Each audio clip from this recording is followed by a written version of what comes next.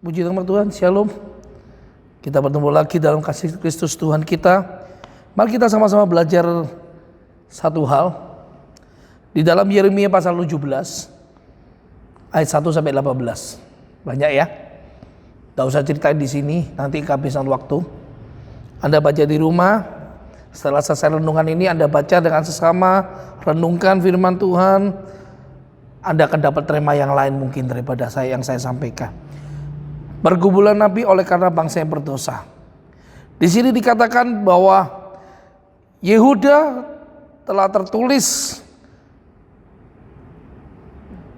dengan pena besi. Kenapa? Karena mereka punya mezbah dan tiang berhala. Mereka kaya. Tapi lihat, karena mereka hidup yang tidak benar, mereka punya mezbah berhala, mereka punya tiang-tiang berhala, mereka menyembah Allah yang lain. Maka yang terjadi adalah apa? Ayat 4 dikatakan, engkau terpaksa lepas tangan dari milik pusakamu yang telah kuberikan kepadamu, dan aku akan membuat engkau menjadi budak musuhmu di negeri yang tidak kau kenal. Sebab dalam murkaku api telah mencetus yang akan menyala untuk selama-lamanya. Yang pertama, Yeremia adalah satu hamba Tuhan yang hidup di dalam masa pembuangan di Babel.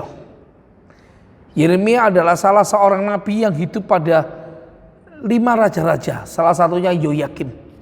Nah, pada waktu itu Israel ada dalam pembuangan Babel, dan yang terjadi apa? Orang Israel lagi-lagi sering berbuat hal yang seperti itu.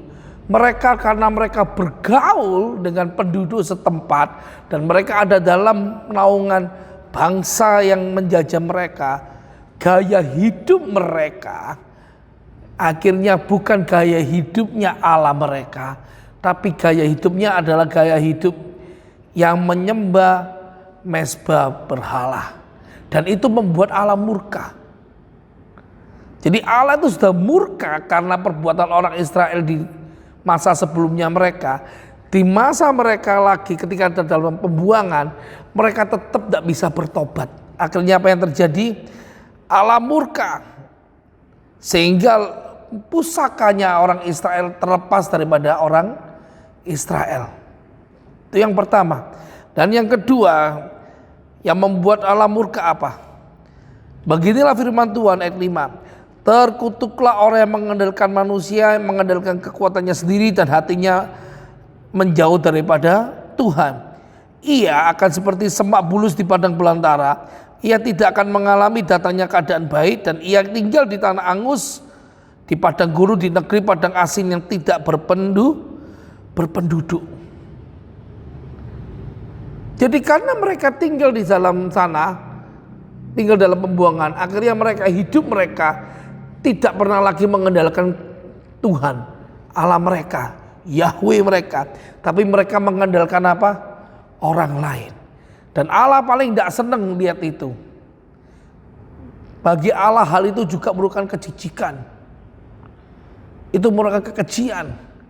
Karena Allah kita adalah Allah yang dahsyat. Allah yang tidak mau dinomorduakan. Allah tuh mau kita tuh selalu andalkan Tuhan. Allah adalah Allah yang mau kita tuh pandang wajahnya, andalkan Tuhan. Ketika kita mengandalkan Tuhan, apa yang terjadi? Tuhan berikan berkat pada orang-orang yang mengandalkan Tuhan. Ia seperti pohon yang ditanam di pinggir air yang menghasilkan buahnya pada musimnya. Mazmur pasal 1 itu yang terjadi. Amin. Jadi pada waktu dalam kesesakan, manusia tidak boleh melupakan Tuhan. Amin. Manusia tidak boleh berharap pada manusia, tapi manusia tetap harus mengandalkan Tuhan. Mari kita pejamkan mata, kita ambil satu pelajaran. Tuhan Yesus, ampuni kami jika selama ini kami masih hidup menurut aturan dunia, Tuhan. Menurut jalan dunia. Kami tidak mau mengikuti jalan-Mu, Tuhan. Mari pimpin kami agar kami tidak tersesat Tuhan. Mari Roh Kudus, beri kami hikmat Roh Kudus, sehingga kami boleh terus mengandalkan Yesus Kristus. Terima kasih, terima kasih. Ampuni kami Tuhan Yesus. Jangan biarkan milik pusaka kami terlepas daripada kami. Terima kasih Tuhan Yesus. Dalam nama Yesus. Haleluya. Amin.